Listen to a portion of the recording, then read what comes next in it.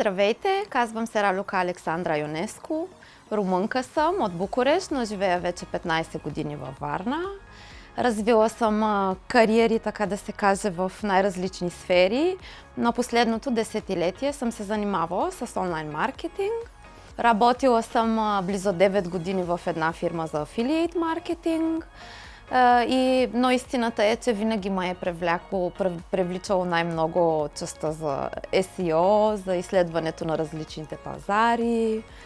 И така реших да се запиша за академията Серпакат. От академията разбрах в интерес на истината от Facebook реклама.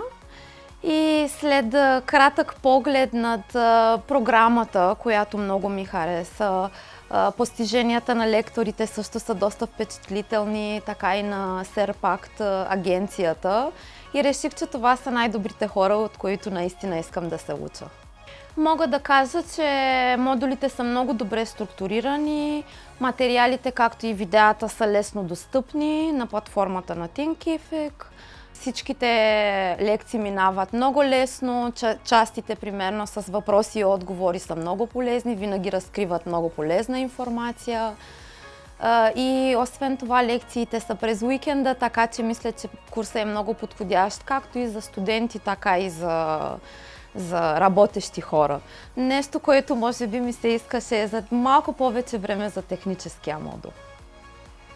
Най-много ме впечатли рядката способност на лекторите да обясняват една материя, която е доста комплексна, на места доста сложна, и те успяват да обясняват дори на начинаещи, което за мен наистина е впечатляващо. Определено си струва.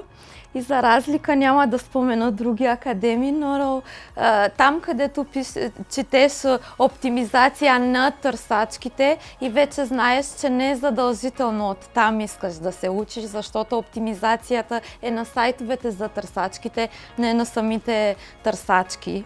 Така че мисля, че определено има много голяма разлика между една агенция или една академия, която само иска да изкара пари от студентите си, и академия, която истински иска да учи курсистите.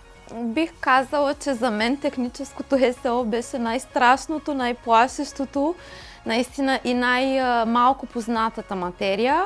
Но след модула на Никола даже мога да смея да преследвам кариера в тази посока, което за мен след един месец само просто осъзнах, че макар и да имам още доста да науча, мисля, че много здрави основи положихме заедно с лекторите и с целия екип, за което съм много благодарна.